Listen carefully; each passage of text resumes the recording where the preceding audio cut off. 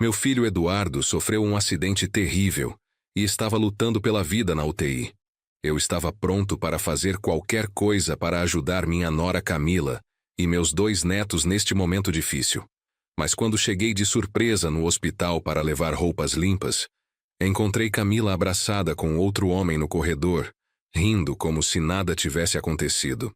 Meu filho estava entubado, inconsciente, e ela estava planejando uma viagem com o amante usando o seguro de vida que Eduardo havia feito apenas 2 semanas antes do acidente. O que descobri nas próximas horas me fez perceber que não foi acidente nenhum. Minha nora havia orquestrado tudo para ficar com R$ 1.200.000 do seguro e abandonar os próprios filhos. Em 48 horas, montei um plano para desmascarar a farsa, salvar meu filho e garantir que ela pagasse por cada mentira que contou.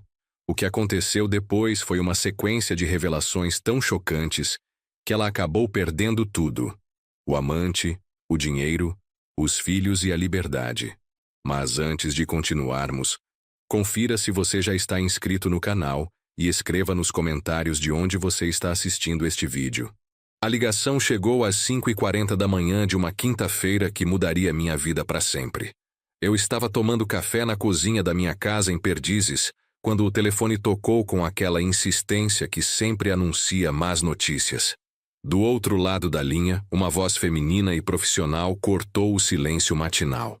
Senhor Francisco Medeiros, aqui é do Hospital Sírio-Libanês. O senhor é pai de Eduardo Medeiros? Meu coração disparou imediatamente. Eduardo era meu único filho, arquiteto de 31 anos, casado com Camila há 8 anos, e pai dos meus netos Gustavo e Isabela. Sim, sou eu. O que aconteceu com meu filho? A pergunta saiu estrangulada, carregada do medo que todo pai conhece. Senhor, seu filho sofreu um acidente automobilístico grave na Avenida Paulista por volta das 4 da manhã. Ele está internado na UTI em estado crítico. O mundo desabou ao meu redor. A xícara de café escorregou das minhas mãos, estilhaçando-se no chão da cozinha. Eduardo estava vivo, mas lutando pela vida. Como isso aconteceu? Minha voz tremeu. Aparentemente ele perdeu o controle do veículo e colidiu com um poste. Não havia outros carros envolvidos. Desliguei o telefone e imediatamente liguei para Camila. Precisava avisá-la sobre o estado do marido, mas ninguém atendeu. Tentei 3 vezes seguidas, apenas a caixa postal. Que estranho, pensei.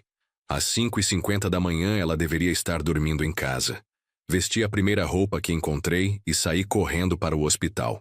No trajeto de 20 minutos até o Sírio-Libanês, minha mente disparava tentando entender o que Eduardo estava fazendo na Avenida Paulista às 4 da manhã. Ele era uma pessoa metódica, responsável, nunca saía de casa de madrugada sem motivo. Cheguei ao hospital e fui direto à recepção da UTI. Sou Francisco Medeiros, pai do Eduardo, que deu entrada há pouco tempo. A recepcionista, uma senhora de uns 50 anos, me olhou com compaixão. Senhor, seu filho está estável no momento, mas o quadro é grave. Ele sofreu traumatismo craniano e está em coma induzido. Posso vê-lo? Por enquanto não, senhor.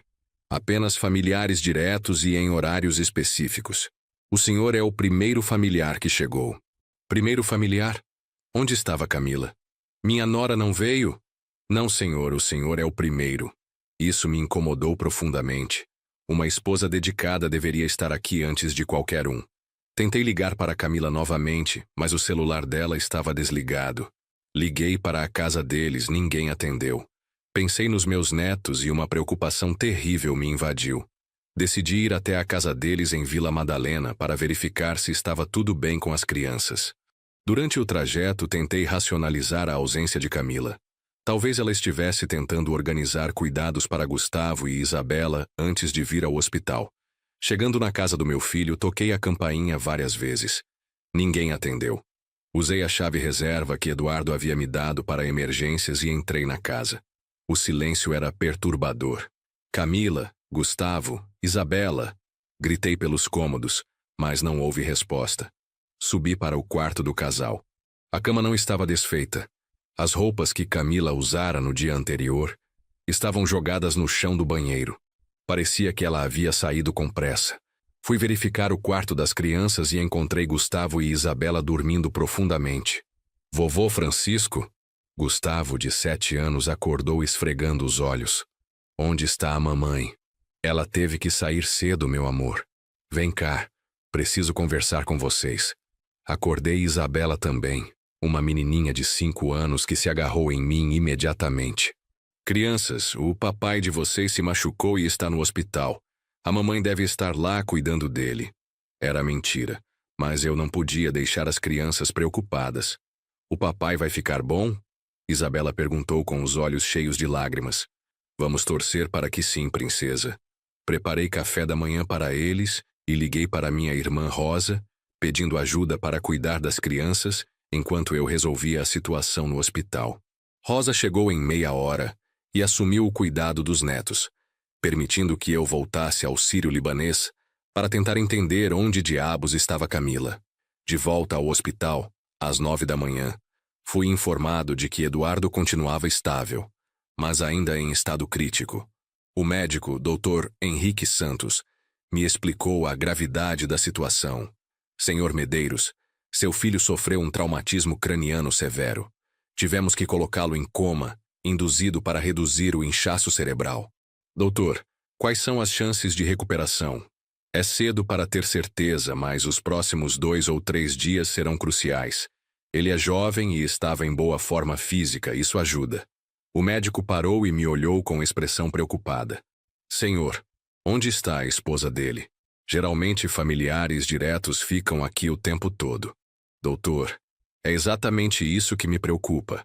Não consigo encontrar minha nora desde que recebi a notícia do acidente.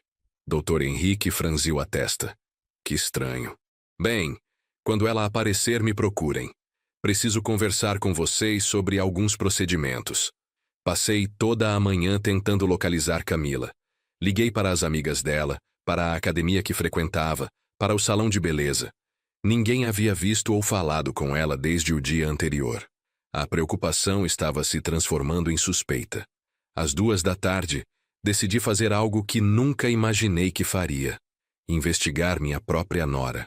Voltei à casa do Eduardo e comecei a procurar por pistas sobre o paradeiro de Camila. Foi quando encontrei algo que mudou completamente minha perspectiva sobre toda a situação.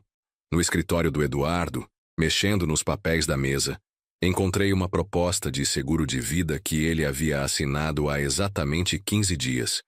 R$ 1.200.000 em caso de morte acidental. O documento estava destacado, como se alguém tivesse consultado recentemente. Minha desconfiança aumentou. Por que Eduardo faria um seguro tão alto justamente agora? E por que o documento estava tão à vista? Continuei investigando e encontrei extratos bancários mostrando que as finanças da família estavam apertadas. Eduardo havia feito 2 empréstimos grandes nos últimos meses.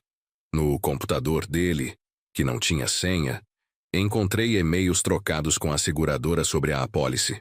Havia uma cláusula interessante. Em caso de morte acidental, o valor seria pago integralmente à beneficiária, que era Camila, em até 10 dias úteis. Começava a formar um quadro assustador na minha mente, mas precisava de mais evidências. Resolvi verificar o celular do Eduardo, que havia sido trazido pelo resgate e estava entre os pertences pessoais no hospital. No celular, encontrei mensagens que me deixaram em estado de choque. Conversas entre Eduardo e Camila dos últimos dias mostravam que eles estavam passando por uma crise conjugal séria. Eduardo desconfiava que Camila estava tendo um caso extraconjugal. Camila, vi você saindo do shopping com alguém ontem, dizia uma mensagem de Eduardo de 3 dias atrás. Francisco, você está paranoico. Era apenas um amigo, ela respondera. Que amigo? Você nunca me falou desse amigo, Eduardo insistira.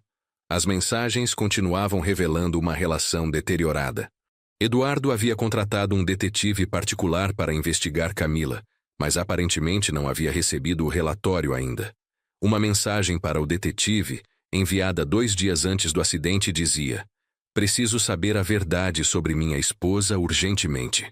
Meu coração disparou quando li a última conversa entre Eduardo e Camila, na noite anterior ao acidente. Camila, amanhã cedo vou ao escritório do detetive buscar o relatório. Depois conversamos seriamente sobre nosso casamento. A resposta dela foi fria. Faça o que achar melhor, Eduardo.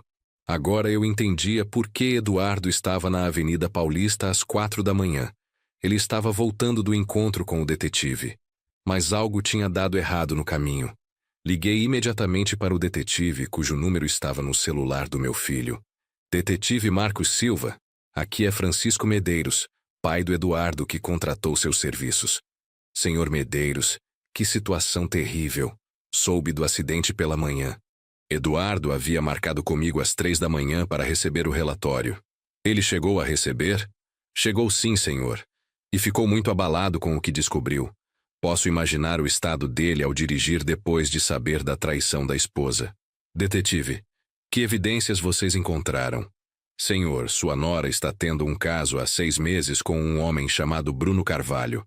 Eles se encontram 3 vezes por semana em um apartamento na Bela Vista. Tenho fotos, vídeos, tudo documentado.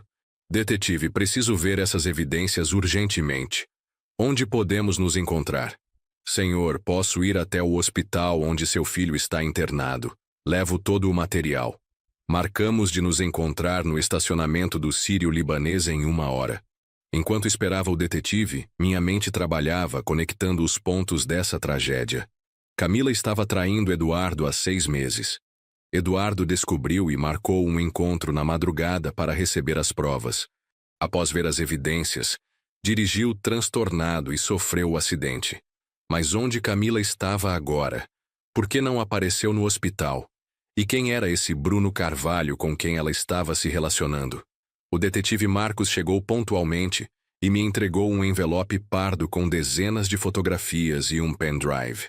Senhor Medeiros, preciso avisá-lo de que o conteúdo é pesado. Sua nora e este homem estão planejando algo além da traição. Abri o envelope e vi fotos de Camila entrando e saindo de hotéis com um homem alto, moreno, bem vestido. Nas imagens mais recentes, eles pareciam estar fazendo planos, consultando papéis, conversando intensamente. Consegui gravar algumas conversas, disse Marcos. Eles estão planejando se mudar para o exterior. Bruno já tem passaportes falsos para os dois. E há algo mais preocupante. O quê?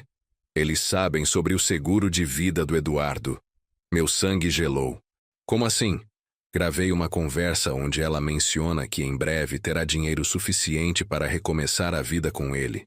Mencionaram especificamente R$ 1.200.000. Detetive, o senhor está sugerindo que... Senhor Medeiros, não posso afirmar nada sem provas concretas. Mas sua nora sabia exatamente quando e onde Eduardo estaria na madrugada passada. E ela não está no hospital porque provavelmente está celebrando com o amante. A realidade me atingiu como um soco no estômago. Minha nora havia planejado a morte do próprio marido pelo dinheiro do seguro. Estava tão envolvida com o amante que nem se preocupou em fazer o papel da viúva devastada no hospital. Marcos, preciso encontrá-la. Onde eles se encontram? Apartamento na Rua Augusta, número 1500, apartamento 52. É alugado no nome de Bruno Carvalho.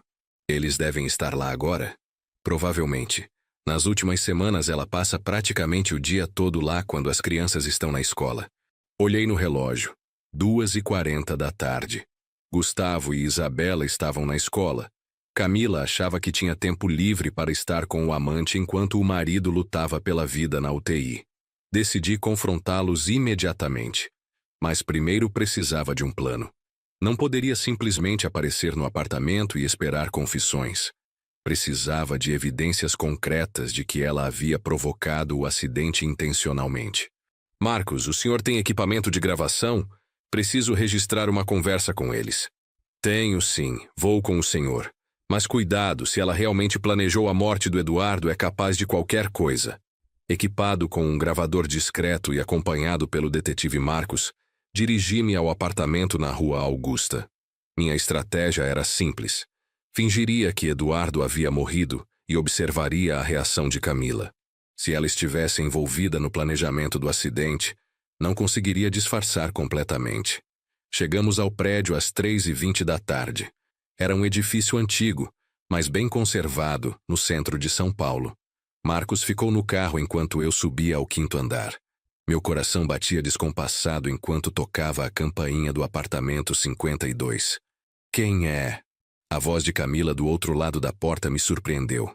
Ela estava ali mesmo, enquanto o marido estava entubado na UTI. Sou eu, Camila. Francisco. Silêncio por alguns segundos, depois o barulho de fechaduras sendo abertas rapidamente. A porta se abriu e Camila apareceu com uma expressão de pânico mal disfarçado. Estava usando uma roupa que eu nunca havia visto, maquiada, perfumada. Claramente não parecia uma mulher preocupada com o marido acidentado. Francisco, o que você está fazendo aqui? Como me encontrou? Sua voz tremia. Camila, tenho uma notícia terrível sobre Eduardo. Fingi que estava prestes a chorar. Ele não resistiu aos ferimentos, morreu há 1 hora. A reação dela me chocou completamente. Por uma fração de segundo, vi alívio em seus olhos antes que ela rapidamente mudasse a expressão para fingir tristeza. Não! Meu Eduardo! Ela começou a chorar, mas as lágrimas pareciam forçadas. Como isso aconteceu, Francisco? Eu estava tentando arranjar dinheiro emprestado para as despesas médicas. Mentira descarada. Camila, onde você esteve o dia todo? Procurei por você em todos os lugares. Eu estava desesperada, tentando conseguir dinheiro com amigos. Ela não conseguia olhar nos meus olhos. Que apartamento é este? É de um amigo que está me ajudando com o dinheiro. Nesse momento, um homem apareceu na sala. Alto, moreno, exatamente como nas fotos do detetive. Camila, quem é? Bruno Carvalho tentou parecer surpreso com minha presença, mas era óbvio que estava desconfortável. Bruno? Este é o pai do Eduardo. Ele morreu. Camila olhou para Bruno com uma expressão que eu só conseguia interpretar como cumplicidade. Bruno fingiu choque, mas percebi que ele estava mais preocupado com minha presença do que com a suposta morte. Sinto muito pela perda, disse Bruno sem convicção. Eu estava ajudando Camila com alguns empréstimos para cobrir as despesas do hospital. Mais mentiras. Que generoso da sua parte, respondi, observando os dois cuidadosamente. Foi então que notei algo que confirmou todas as minhas suspeitas. Na mesa da sala havia passaportes, passagens aéreas e uma quantia considerável de dinheiro em espécie. Eles estavam se preparando para fugir. Camila, vejo que vocês estão fazendo planos de viagem. Não me parece apropriado considerando que seu marido acabou de morrer. Minha voz ganhou um tom mais duro. Bruno e Camila trocaram olhares nervosos. Francisco, estes são documentos antigos. Bruno estava me ajudando a organizar as finanças da família. Ela tentou explicar, mas estava visivelmente nervosa. E as passagens para Portugal com data de amanhã também são antigas? O silêncio que se seguiu confirmou tudo. Eles haviam planejado fugir do país no dia seguinte ao acidente de Eduardo. Bruno se levantou bruscamente. Senhor, acho melhor o senhor ir embora. Camila está passando por um momento difícil. Ela vai passar por momentos ainda mais difíceis.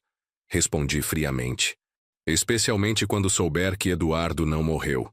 Ele está vivo na UTI do Sírio-Libanês. A expressão de horror no rosto de ambos foi reveladora. Mas você disse... Camila começou. Depois parou, percebendo que havia caído numa armadilha. Eu disse que ele havia morrido para ver a reação de vocês. E a reação foi exatamente o que eu esperava de duas pessoas que planejaram o acidente. Bruno tentou partir para cima de mim, mas eu estava preparado. Não tente nada estúpido. Há um detetive particular no carro lá embaixo, e toda esta conversa está sendo gravada. Mostrei o pequeno gravador no meu bolso. Vocês vão me explicar exatamente como planejaram o acidente do Eduardo, ou vou chamar a polícia agora mesmo. Camila desabou no sofá, chorando. Desta vez as lágrimas pareciam genuínas, mas eram lágrimas de desespero por ter sido descoberta, não de remorso. Bruno tentou manter a compostura, mas estava visivelmente abalado. Não sabemos do que você está falando, Bruno disse, mas sua voz tremia. Eduardo sofreu um acidente, isso é tudo. Um acidente muito conveniente, acontecido exatamente quando ele estava voltando de receber evidências sobre a traição da esposa. Camila olhou para mim com espanto. Você sabia sobre o detetive? Sei de tudo, Camila. Sei sobre o caso de vocês há 6 meses. Sei sobre os planos de fuga. Sei sobre o seguro de vida de R$ 1.200.000 que Eduardo fez há 15 dias. E sei que vocês sabiam exatamente onde Eduardo estaria na madrugada passada. Bruno finalmente perdeu a compostura. Está bem. Nós sabíamos que ele ia receber o relatório do detetive, mas não fizemos nada. Bruno, cala a boca, Camila gritou, mas era tarde demais.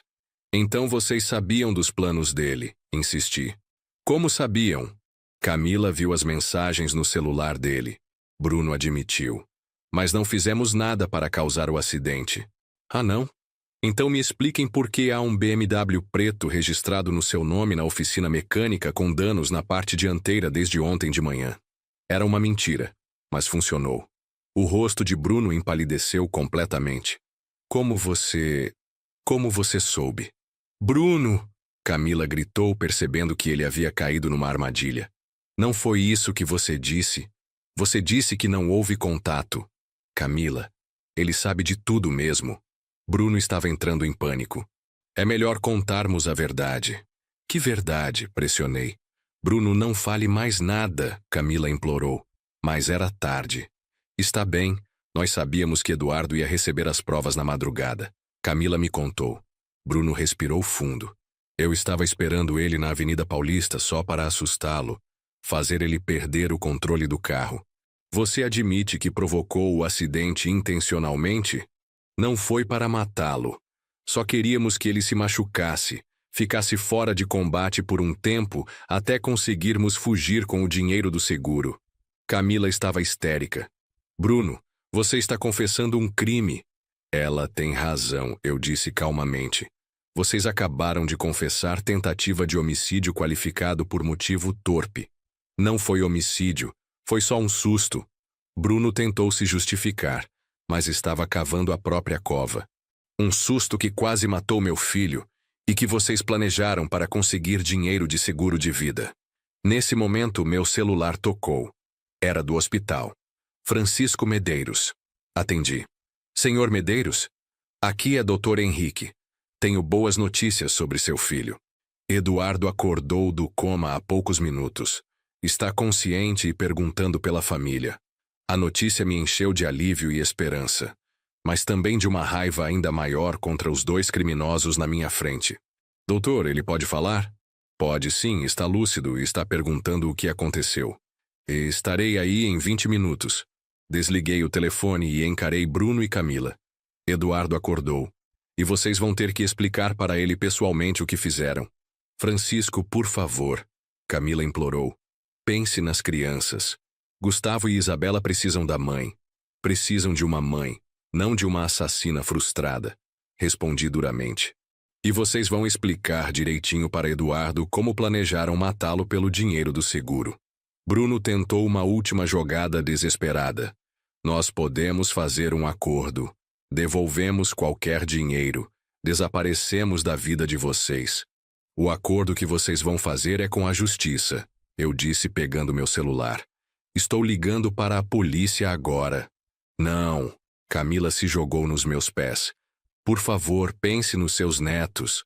Estou pensando neles. Estou pensando que eles merecem crescer sabendo que a justiça foi feita. Disquei 190. Enquanto Bruno tentava recolher às pressas os passaportes e o dinheiro da mesa. Não adianta tentar destruir evidências, Bruno. Tudo já está fotografado e documentado. A polícia chegou em 15 minutos. 2 viaturas pararam em frente ao prédio e 4 policiais subiram ao apartamento. O sargento Oliveira, um homem experiente de uns 50 anos, ouviu minha versão dos fatos e examinou as evidências que eu havia trazido.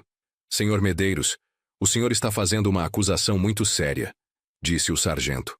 Sim, sargento, e tenho gravação de confissões parciais dos 2. Mostrei o gravador e expliquei sobre o detetive particular que havia documentado o caso extraconjugal. Bruno tentou negar tudo novamente. Sargento, este homem está mentindo. Não fizemos nada. Mas Camila estava em pânico total e cometeu o erro de tentar corroborar a versão dele com detalhes que não conhecia. É verdade. Nós não fizemos nada. Bruno nem estava na Avenida Paulista ontem de madrugada Ele estava comigo o tempo todo. O sargento e eu trocamos olhares. Como ela sabia que Bruno estava sendo acusado de estar na Avenida Paulista se eu não havia mencionado o local específico? Senhora, disse o sargento, como a senhora sabe que estamos falando sobre a Avenida Paulista? Camila percebeu o erro e ficou muda. Bruno tentou salvá-la. Porque todo mundo sabe que o acidente foi na Paulista. Na verdade, eu disse, eu não mencionei o local específico do acidente para nenhum dos dois. Como vocês sabem que foi exatamente na Avenida Paulista? O silêncio foi revelador. O sargento Oliveira era experiente o suficiente para perceber que havia algo errado. Vou precisar que os dois venham à delegacia para prestar esclarecimentos, disse, sinalizando para os outros policiais. E, senhor Medeiros, vamos precisar do material do detetive particular. Está tudo aqui, sargento. Fotos, gravações, evidências do caso extraconjugal e dos planos de fuga. Entreguei o envelope e o pendrive. Bruno ainda tentou resistir. Não vou a lugar nenhum sem advogado. Seu direito, disse o sargento, mas vai prestar esclarecimentos de qualquer forma. Camila finalmente desabou completamente. Francisco, eu imploro, pense nos seus netos. Eles vão ficar órfãos. Não, Camila, eles vão ficar sem uma mãe criminosa. É diferente. Minha frieza era calculada. Eduardo está vivo e vai se recuperar. As crianças têm um pai que as ama e um avô que vai cuidar delas. Enquanto os policiais algemavam Bruno e Camila, ela fez uma última tentativa desesperada. Francisco, eu amo Eduardo. Foi tudo ideia do Bruno. Bruno explodiu. Mentirosa. Você que planejou tudo. Você que queria o dinheiro do seguro. A discussão entre eles na frente dos policiais foi melhor do que qualquer confissão. Estavam se acusando mutuamente, revelando detalhes do plano que eu nem imaginava. O sargento gravou tudo. Vamos continuar essa conversa na delegacia, disse Oliveira levando os dois algemados. Livre dos dois criminosos, corri para o hospital para ver meu filho. Eduardo estava acordado, com alguns tubos ainda conectados, mas consciente e falando. Quando me viu, seus olhos se encheram de lágrimas. Pai, o que aconteceu comigo? Sua voz estava rouca, mas era a voz do meu filho vivo. Eduardo, você sofreu um acidente de carro, mas está bem agora. Está vivo. Eu lembro de ter saído do escritório do detetive. Você lembra do que descobriu sobre a Camila? Eduardo fechou os olhos, a dor da traição ainda fresca na memória. Ela estava me traindo há meses, não é? Pior que isso, filho. Ela e o amante planejaram seu acidente. A expressão de Eduardo mudou de tristeza para choque total. O quê? Eles sabiam que você ia receber o relatório do detetive na madrugada. Bruno, o amante dela, estava te esperando na Paulista para provocar o acidente. Mas por quê? O seguro de vida de R$1.200.000 que você fez há 15 dias. Eles queriam o dinheiro para fugir do país. Eduardo ficou em silêncio por alguns minutos, processando a informação. Pai, e as crianças? Estão com sua tia Rosa. Eles não sabem de nada ainda. Camila foi presa. Acabou de ser levada para a delegacia junto com Bruno. Eles confessaram parcialmente o crime. Eduardo tentou se sentar na cama, mas ainda estava muito fraco. Não posso acreditar que a mãe dos meus filhos tentou me matar por dinheiro. Sua voz estava carregada de dor e incredulidade. Eduardo, agora você precisa se concentrar na recuperação. Vamos lidar com o resto depois. Segurei a mão do meu filho, sentindo o alívio de tê-lo vivo. Dr. Henrique disse que você teve muita sorte. Alguns centímetros para a direita na batida e... Pai, eu me lembro de ver um carro vindo em minha direção na Paulista. Pensei que fosse apenas outro motorista imprudente. Mas agora... Eduardo fechou os olhos, revivendo o momento do acidente. Agora sabemos que foi planejado, completei.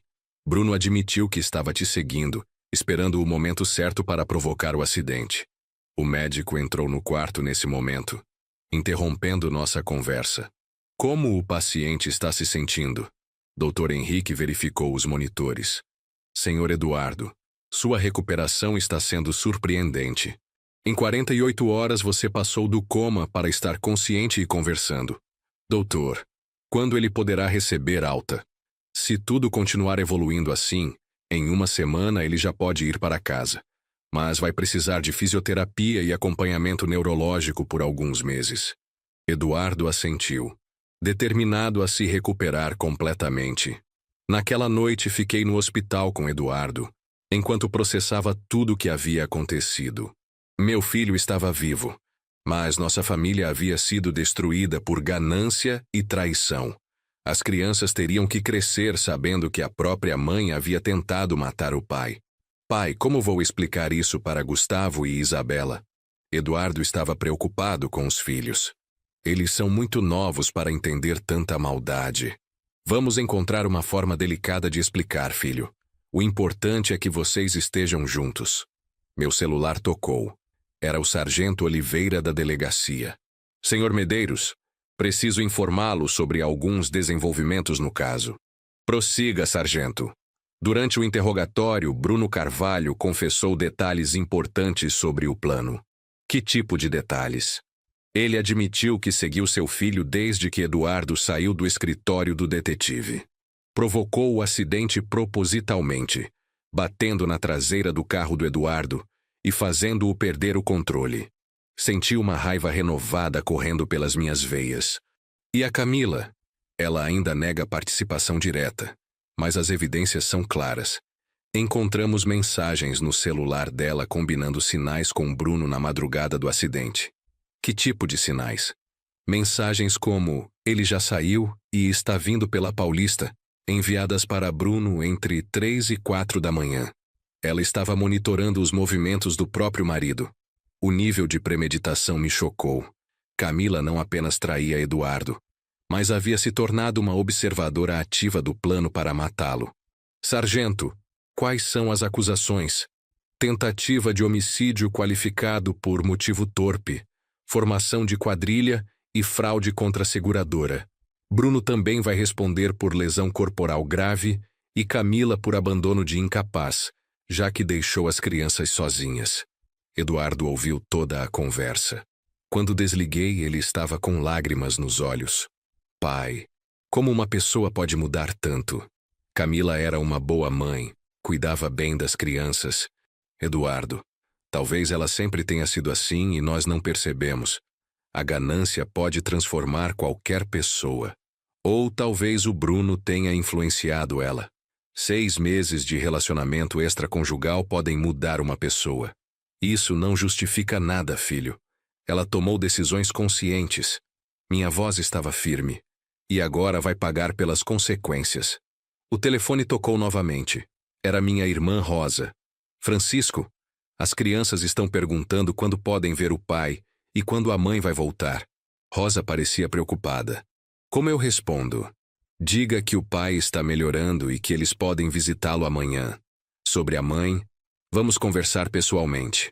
Francisco, há algo que você precisa saber. Isabela me contou algo estranho. O que foi?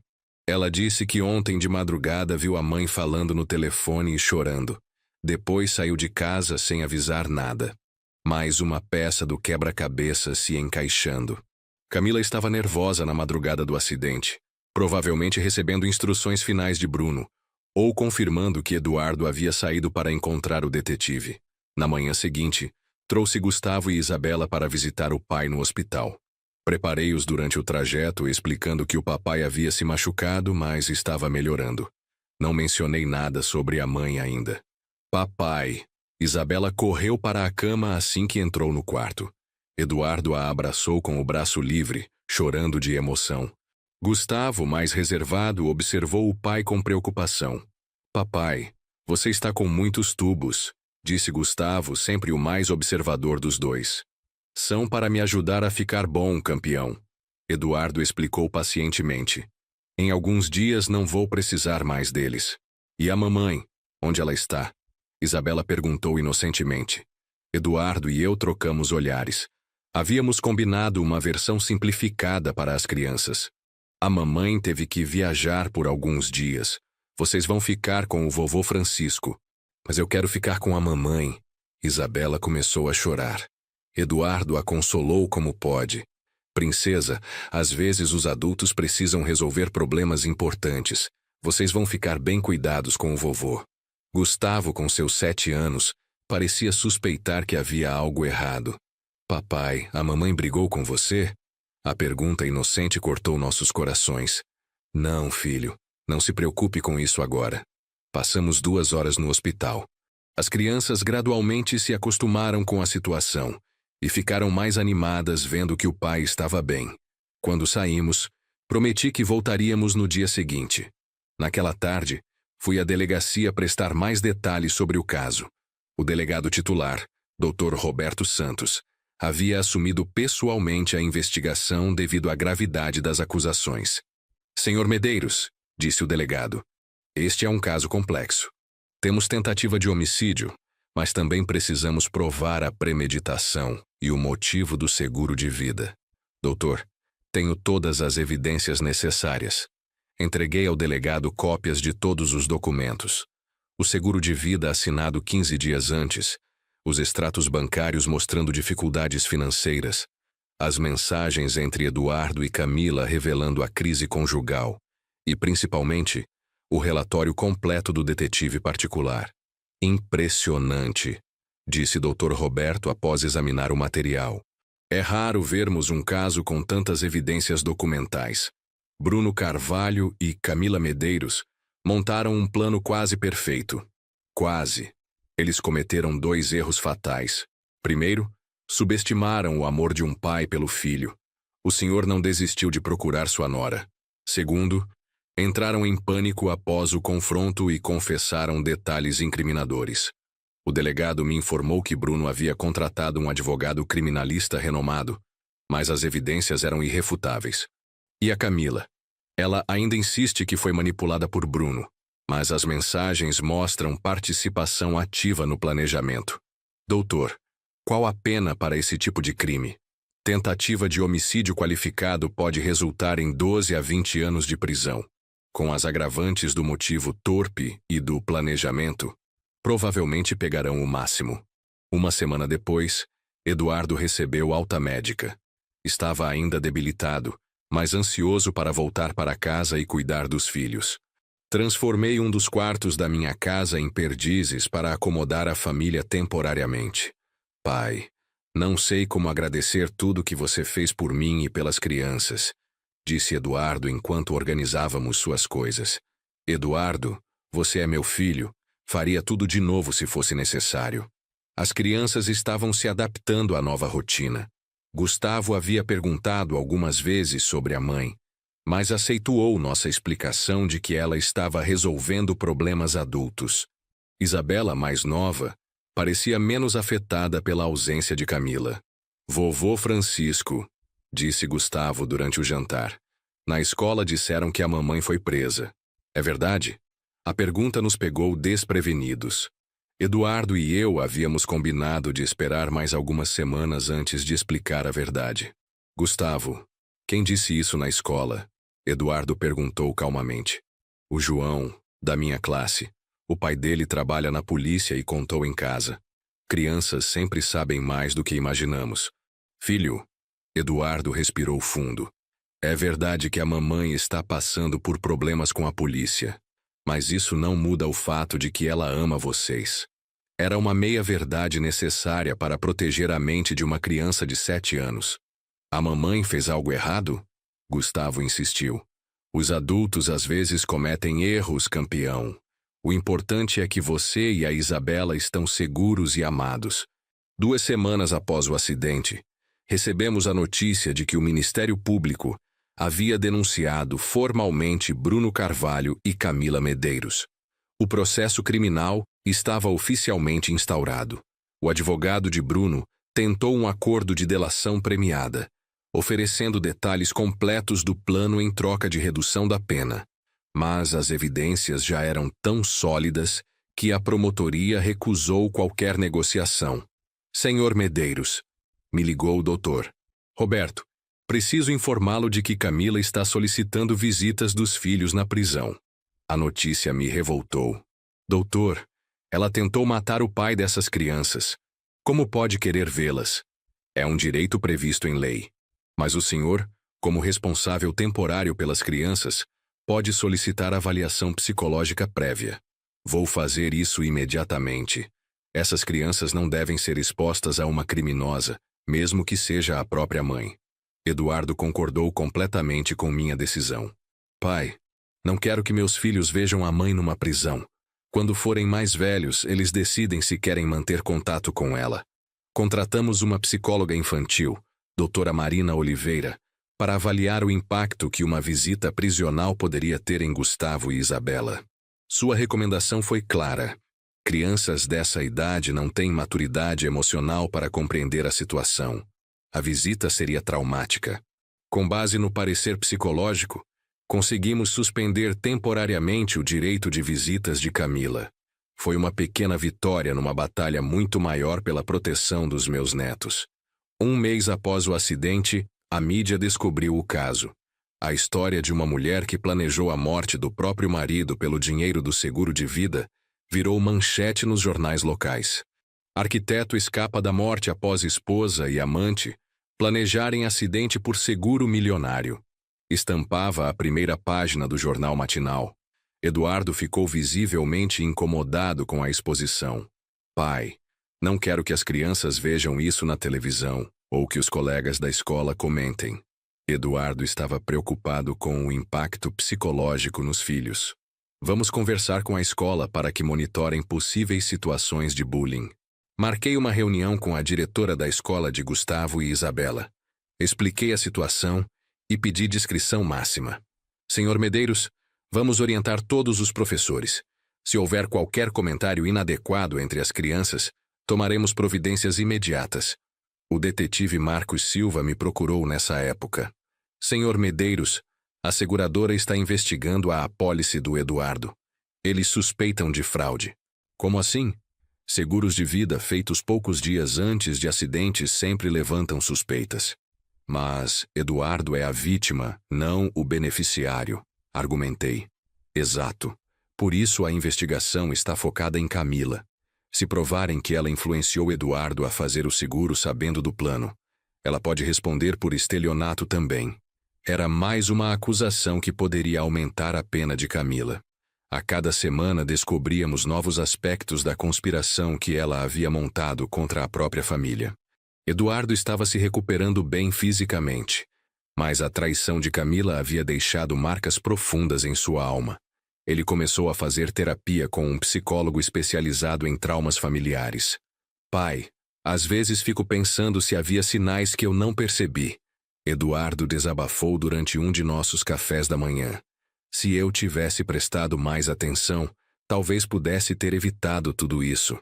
Eduardo, você não pode se culpar pelas escolhas criminosas que sua esposa fez. Minha voz era firme. Você era um marido dedicado, um pai amoroso. Camila que escolheu o caminho da traição e do crime. Mais 6 meses, pai. Ela estava me traindo há 6 meses e eu não percebi nada. A dor na voz do meu filho me partia o coração. Talvez eu tenha sido ingênuo demais, confiado demais. A confiança é uma virtude, filho. O problema não é confiar nas pessoas que amamos. O problema é quando essas pessoas traem nossa confiança. Tentei consolá-lo com palavras, mas sabia que só o tempo curaria essas feridas. Dr. Henrique havia marcado consultas regulares para acompanhar a recuperação neurológica de Eduardo. Os exames mostram que não há sequelas permanentes do traumatismo craniano, disse durante uma consulta. Você teve muita sorte. Sorte e um pai que não desistiu de investigar. Eduardo me olhou com gratidão. Se você não tivesse descoberto o plano, provavelmente eu estaria morto.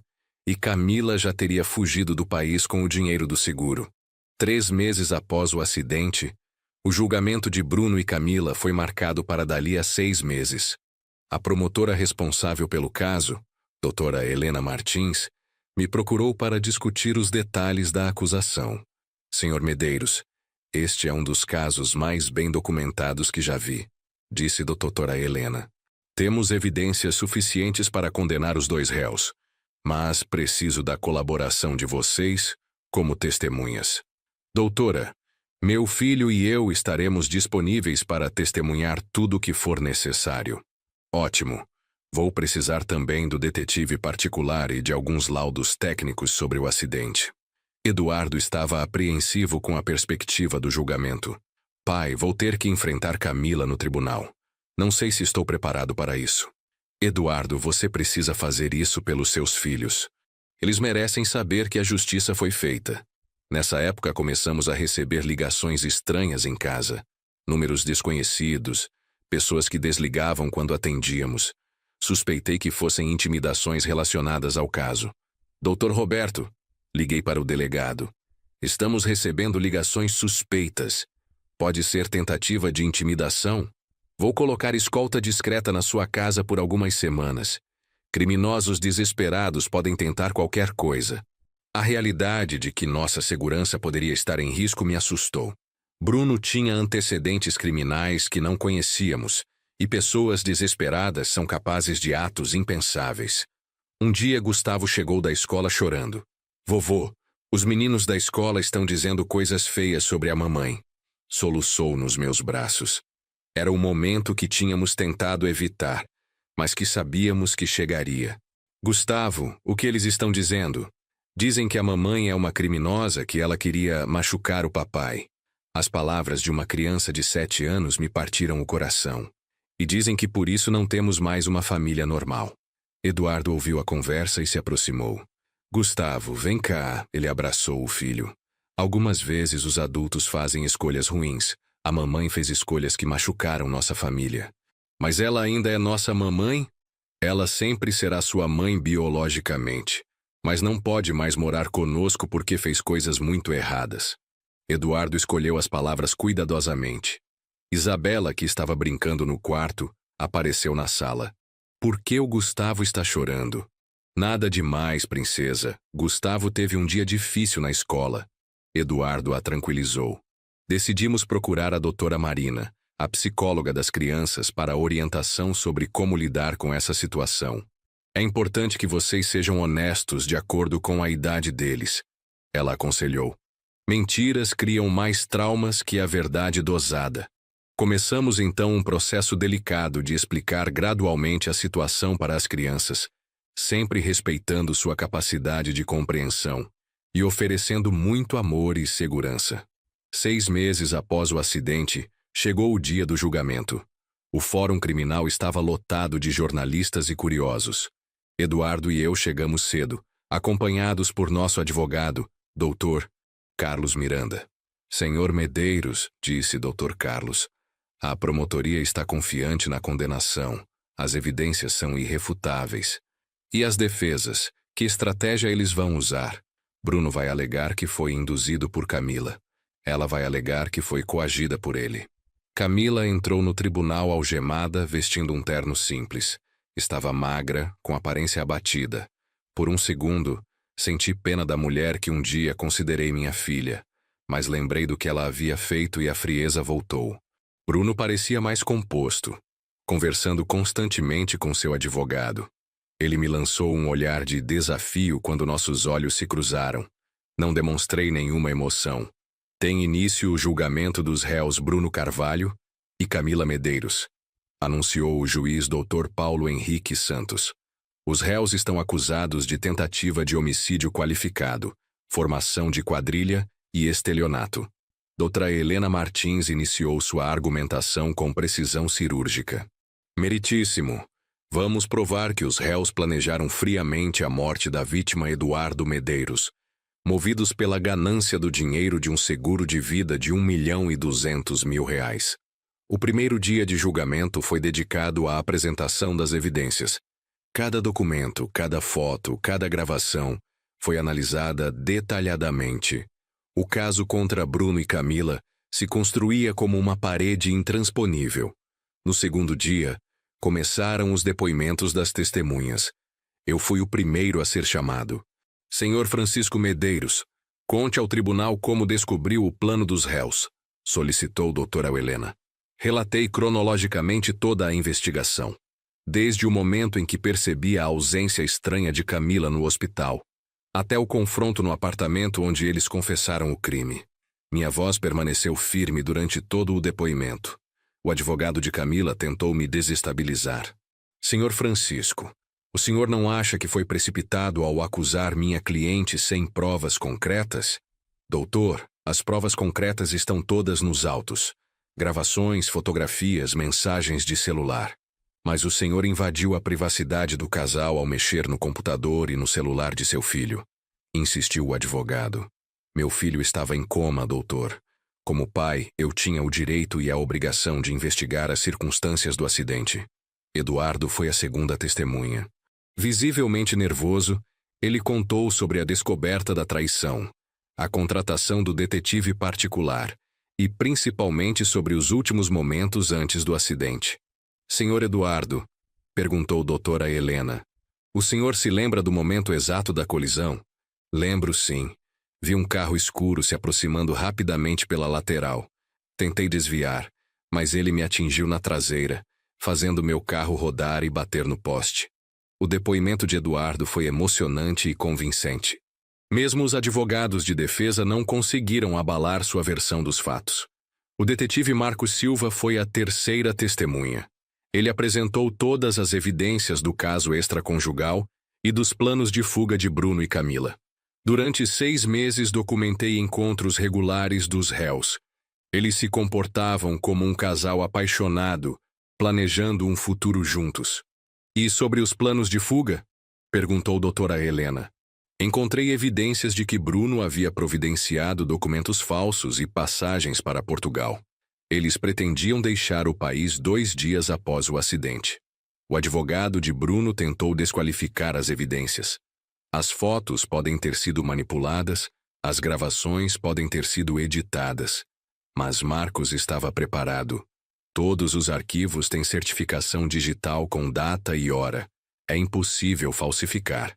Doutor Henrique Santos, o médico que atendeu Eduardo, testemunhou sobre a gravidade dos ferimentos. A vítima quase morreu, alguns centímetros a mais no impacto, e teríamos um homicídio consumado, não apenas tentativa.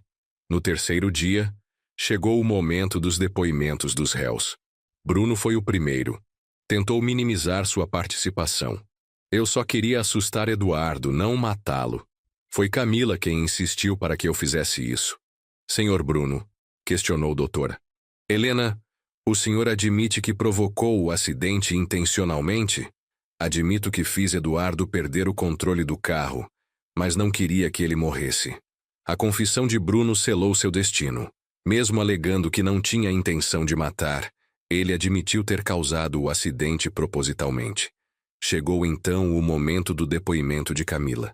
Ela subiu ao banco dos réus visivelmente nervosa, as mãos tremendo. Durante 6 meses na prisão, havia ensaiado sua defesa, mas enfrentar Eduardo pessoalmente a desestabilizou. Senhora Camila, começou doutora Helena, a senhora admite ter traído seu marido com o corréu Bruno Carvalho? Camila olhou rapidamente para Eduardo antes de responder. Admito que tive um relacionamento extraconjugal.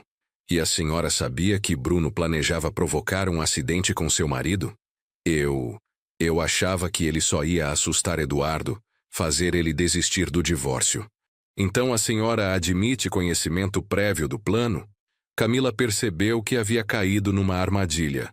Não, quer dizer, eu sabia que Bruno estava nervoso com a situação, mas não imaginei que ele fosse fazer algo tão extremo. O juiz interveio. Senhora Camila, vou lhe fazer uma pergunta direta. A senhora enviou mensagens para Bruno na madrugada do acidente informando sobre os movimentos de seu marido? Silêncio prolongado. Sim, enviei. E por que enviou essas mensagens se não sabia do plano? A pergunta do juiz foi fatal. Camila não conseguiu responder de forma convincente. Eu estava confusa. Não sabia que ele ia usar essas informações para machucar Eduardo. Seu depoimento foi desastroso. Cada pergunta a incriminava mais, revelando sua participação ativa no plano criminoso. No 4º dia de julgamento, as defesas apresentaram suas alegações finais. O advogado de Bruno tentou uma última cartada. Meritíssimo. Meu cliente foi manipulado emocionalmente por Camila Medeiros. Ela o convenceu de que Eduardo era violento e perigoso. Onde estão as evidências dessa suposta violência? Questionou o juiz. Eduardo Medeiros não possui nenhum antecedente criminal ou histórico de agressão. A defesa não tinha resposta. A defesa de Camila foi ainda mais fraca. Meritíssimo. Minha cliente foi coagida psicologicamente por Bruno. Ela vivia sob ameaças constantes. Mas as evidências mostravam o contrário. Camila era participante ativa e entusiasmada do plano.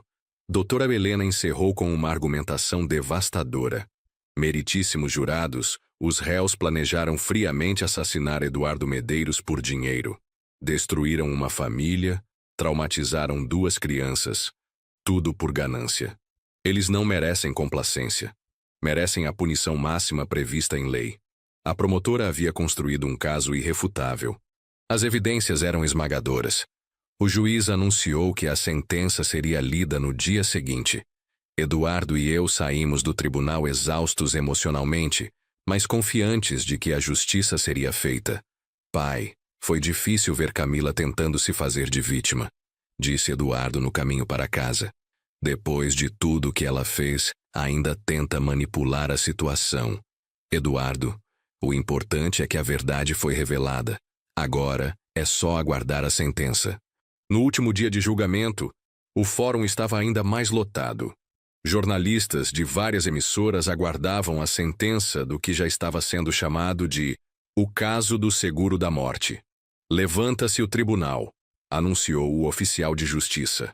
Dr. Paulo Henrique Santos entrou solenemente e todos ficamos em pé. Meu coração batia acelerado enquanto aguardávamos o veredito. Após analisar todas as evidências e depoimentos, começou o juiz. Este tribunal chegou à conclusão de que os réus Bruno Carvalho e Camila Medeiros são culpados de tentativa de homicídio qualificado. Um murmúrio percorreu o tribunal. Eduardo apertou minha mão, ambos sentindo um misto de alívio e justiça sendo feita. Bruno Carvalho é condenado a 18 anos de prisão em regime inicialmente fechado. Bruno não demonstrou nenhuma emoção ao ouvir sua sentença. Camila Medeiros é condenada a 15 anos de prisão em regime inicialmente fechado. Camila desabou em lágrimas ao ouvir sua condenação. Pela primeira vez desde o início do caso, suas lágrimas pareciam genuínas, mas eram lágrimas de autocompaixão, não de arrependimento. Além das condenações por tentativa de homicídio, continuou o juiz, os réus também são condenados por formação de quadrilha e estelionato, com penas adicionais de 2 anos cada. A justiça havia sido feita. Bruno pegaria 20 anos de prisão, Camila 17 anos. Era improvável que saíssem antes de cumprir pelo menos 2/3 da pena. Após a sentença, fomos abordados por vários jornalistas no pátio do fórum. Senhor Francisco, como o senhor se sente com a condenação? Sinto que a justiça foi feita. Meu filho quase morreu por ganância pura. Eduardo, você pretende perdoar sua ex-esposa? Um repórter direcionou a pergunta para meu filho. Perdão é algo pessoal e leva tempo. No momento, minha prioridade são meus filhos e minha recuperação. E as crianças? Como elas estão lidando com a prisão da mãe? Estamos fazendo terapia familiar. Elas são jovens e resilientes. Vão superar isso com muito amor e cuidado. Saímos do fórum sob uma chuva de flashes, mas com a sensação de dever cumprido. A verdade havia prevalecido, e os criminosos foram punidos adequadamente. No carro, Eduardo estava silencioso, processando tudo o que havia acontecido nos últimos 9 meses. Pai, é estranho sentir alívio e tristeza ao mesmo tempo. Ele disse finalmente. É normal, filho. Você está encerrando um capítulo doloroso da sua vida, mas também está começando um novo. Agora posso me concentrar totalmente na recuperação e nas crianças. Chegamos em casa onde Rosa estava cuidando de Gustavo e Isabela. Vovô, papai, como foi no tribunal? Gustavo correu para nos abraçar. Decidimos poupar os detalhes sombrios para as crianças. Correu tudo bem, campeão. A justiça foi feita. Eduardo abraçou o filho. E agora podemos seguir em frente com nossa vida.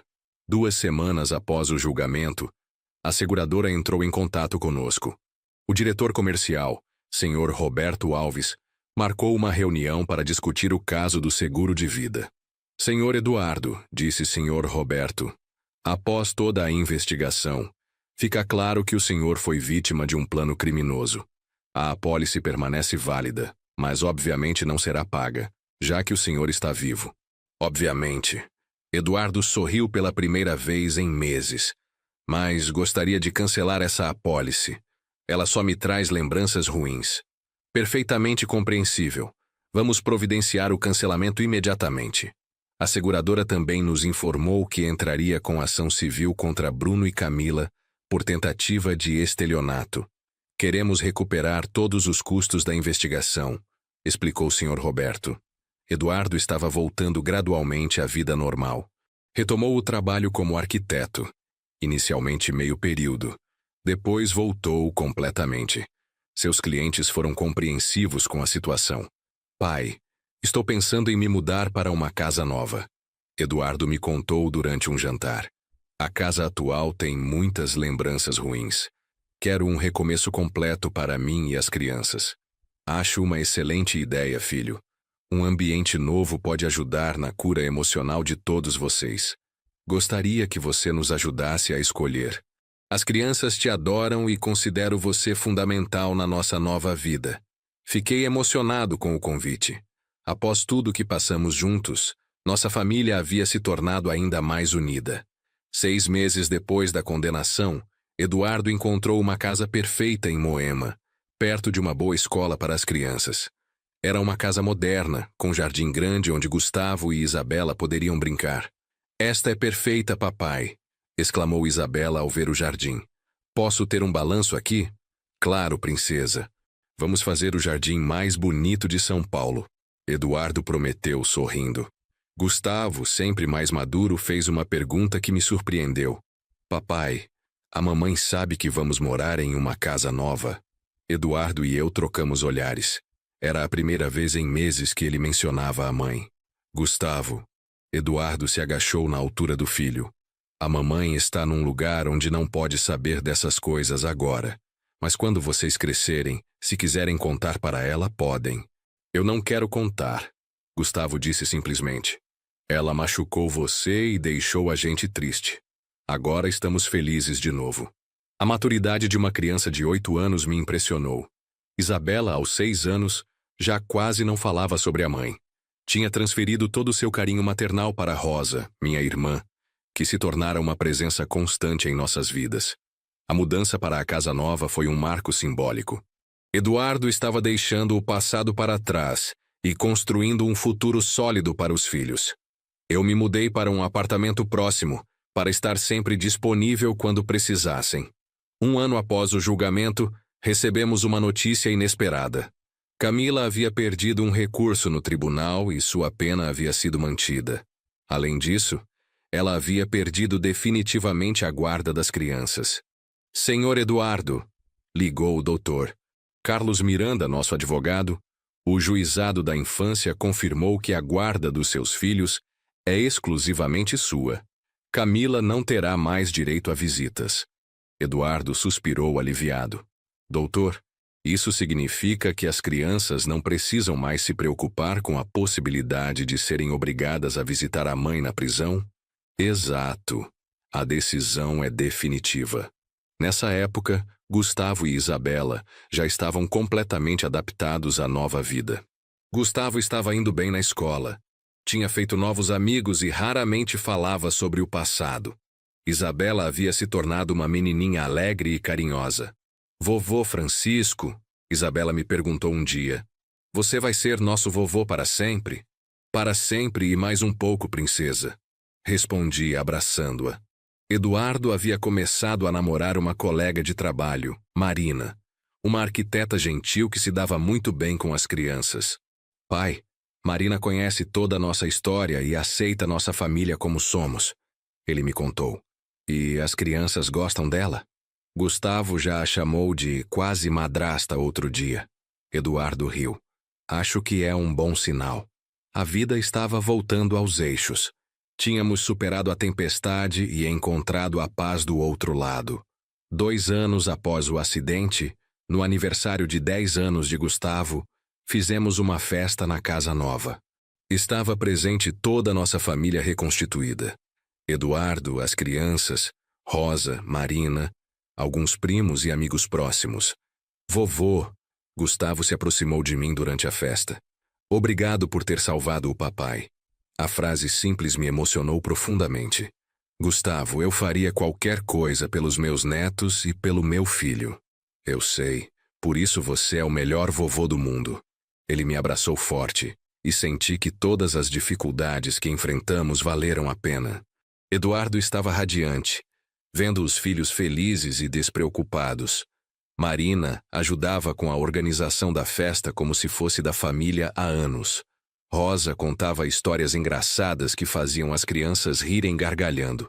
Naquele momento, olhando para minha família reunida e feliz, refleti sobre tudo o que havíamos passado.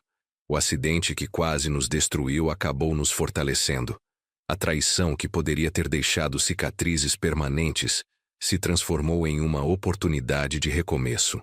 Francisco, Eduardo se aproximou durante a festa. Quero que você saiba que considero você o herói dessa história. Se não fosse por sua persistência e coragem, eu estaria morto e as crianças seriam órfãs. Eduardo, você é meu filho. Não havia outra opção além de lutar pela verdade e pela justiça. Mesmo assim, obrigado. Por tudo. Hoje, 3 anos após aquela madrugada terrível na Avenida Paulista, posso dizer que nossa família encontrou a felicidade novamente. Eduardo se casou com Marina há 6 meses, numa cerimônia simples e emocionante, onde Gustavo e Isabela foram pajem e daminha. As crianças chamam Marina de Mãe Marina e a tratam com carinho genuíno. Ela nunca tentou substituir Camila na memória deles, mas construiu seu próprio espaço no coração da família. Gustavo, agora com 11 anos, é um menino inteligente e responsável. Isabela, com 9 anos, é uma garotinha alegre que mal se lembra dos dias sombrios. Ambos fazem terapia ocasionalmente, mais como prevenção do que por necessidade. Bruno cumpre sua pena numa penitenciária do interior. Soubemos que foi agredido por outros presos quando descobriram que ele havia tentado matar alguém por dinheiro. Não senti pena. Camila também cumpre sua pena numa penitenciária feminina. Segundo nosso advogado, ela tentou entrar em contato conosco algumas vezes, mas todas as tentativas foram bloqueadas. As crianças têm o direito de crescer em paz. Eduardo construiu uma empresa de arquitetura próspera. Diz que quase morrer o fez valorizar cada dia de vida. Marina está grávida do primeiro filho do casal, e Gustavo e Isabela estão empolgados com a chegada do irmãozinho. Quanto a mim, aos 68 anos encontrei um novo propósito na vida: proteger e cuidar da minha família. Todos os dias agradeço por ter tido a força e a determinação de investigar aquela ausência estranha de Camila no hospital. Se há uma lição que aprendi com tudo isso, é que o amor familiar é capaz de superar qualquer adversidade. A verdade sempre prevalece, e a justiça, mesmo que tardia, sempre chega. Nossa família foi testada pelo fogo e saiu mais forte. Camila tentou nos destruir por ganância, mas só conseguiu nos unir mais. No final, o bem venceu o mal, e hoje vivemos uma vida plena e feliz. E quando Gustavo e Isabela crescerem e me perguntarem sobre aqueles dias difíceis, vou dizer que foi o amor que nos salvou. O amor de um pai pelo filho, o amor de um avô pelos netos, e, principalmente, o amor pela verdade e pela justiça. Esta é a nossa história de superação. Uma história de como o mal pode se disfarçar de amor, mas o verdadeiro amor sempre encontra uma forma de proteger aqueles que realmente importam.